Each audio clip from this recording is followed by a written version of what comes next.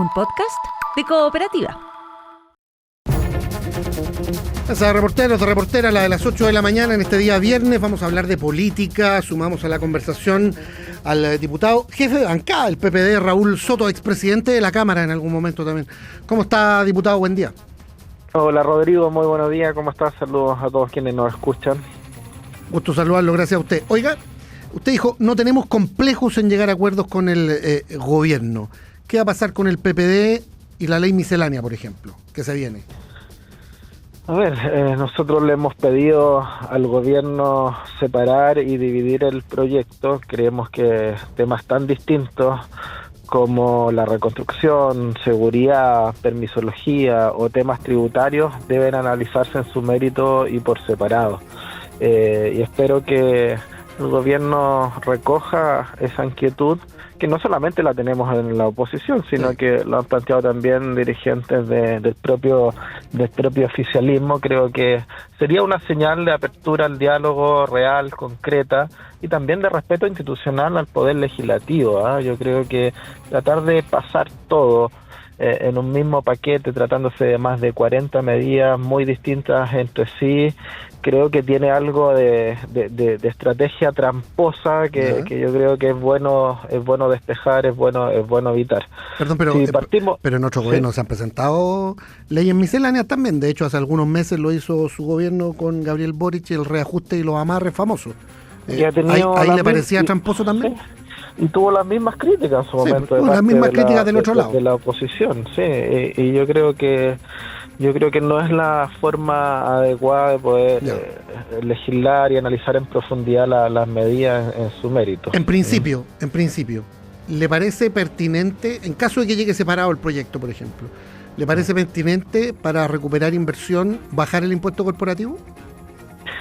Bueno, yo creo que ese es el gran tema, ¿no? Acá creemos que de mantenerse la estrategia del gobierno de enviar todo en un solo paquete, en una gran ley de reconstrucción, se trataría de una reforma tributaria encubierta y disfrazada de ley de reconstrucción. Eso evidentemente que debe separarse, debe postergarse, debe ser discutido en profundidad, un debate de fondo. Me parece que en este momento no hay ninguna posibilidad ni espacio a que eso pueda avanzar cuando acaba el gobierno de traspasarle el costo del alza de los combustibles completo a la clase media y los sectores vulnerables.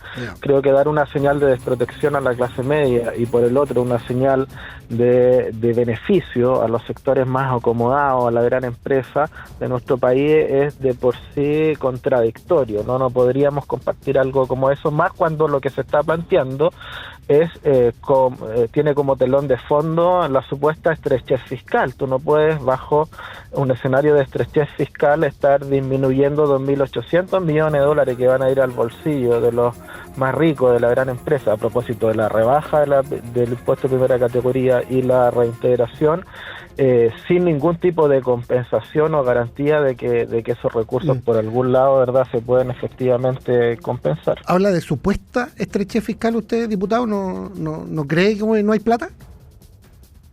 O sea, plata hay.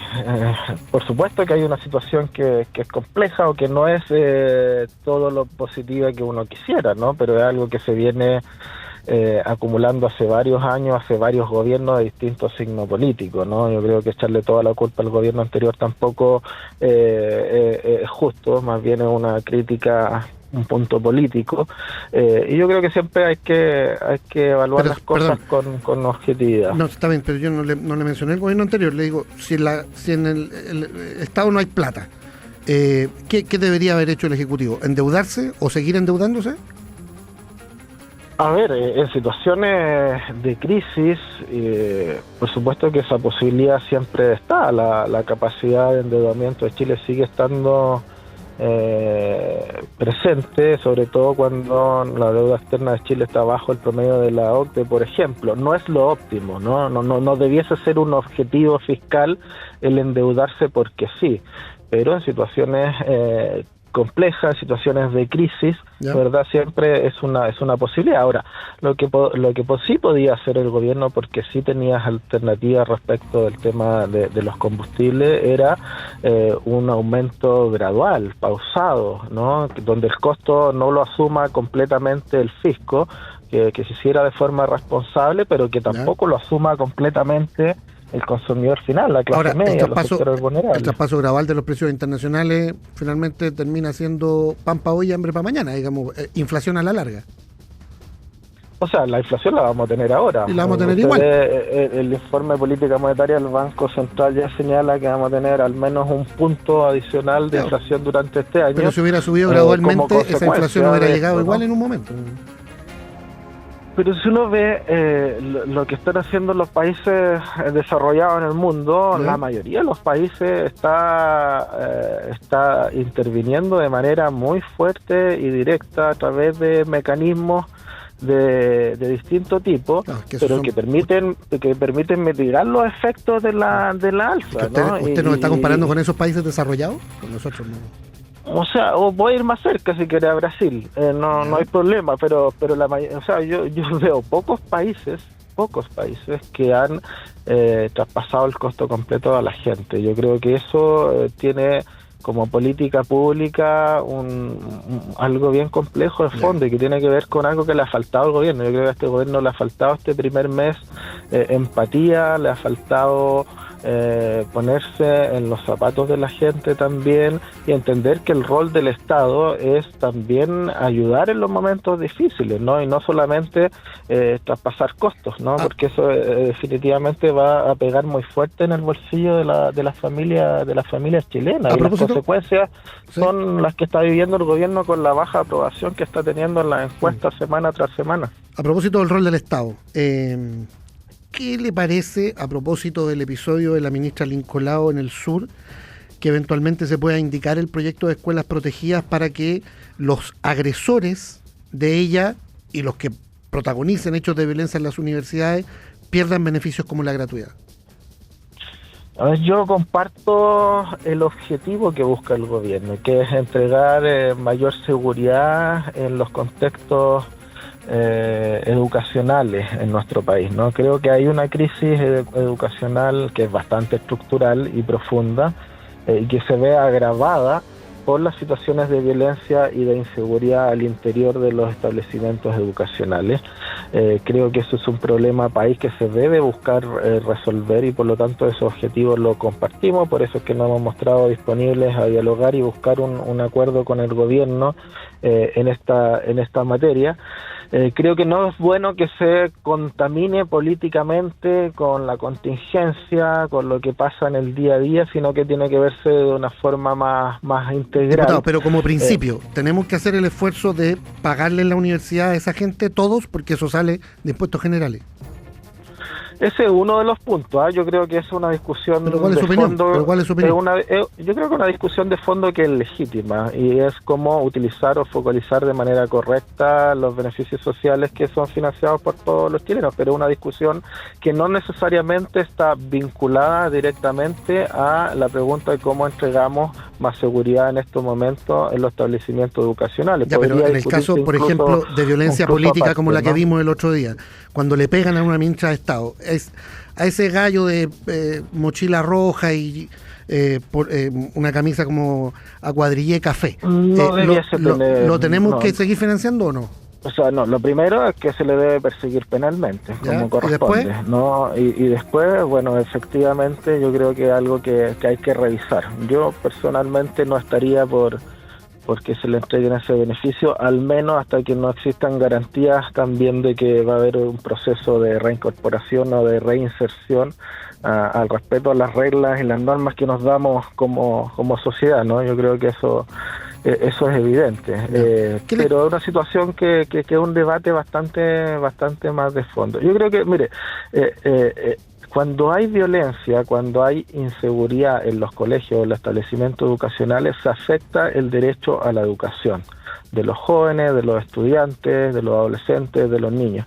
Y desde el progresismo tenemos que defender el derecho a educación, no podemos ponerlo en riesgo bajo ningún punto de vista. Entonces, a mí me parece que este tipo de cosas tenemos que mostrarnos abiertos a discutirla y ojalá llegar a un acuerdo. Yo he visto sectores del oficialismo, como el diputado Chalter, bastante abiertos a poder dialogar y tender puentes hacia nuestro sector también. Ya, lo que le ha costado alguna crítica en el actual oficialismo a Chalper. Oiga, está bien, pero eso es necesario. A mí también me cuesta críticas cuando mi sector cuando busco acuerdos para el otro lado. Él defiende ese diálogo. Oiga, ¿y qué le parece en el fondo el episodio del Incolao en la Austral?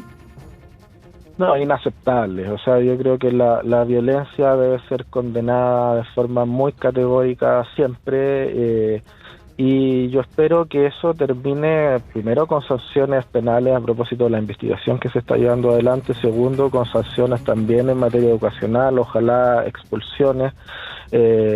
No me cabe ninguna duda que la señal debe ser muy para obviamente inhibir que este tipo de situaciones sigan ocurriendo hacia el futuro, ¿no?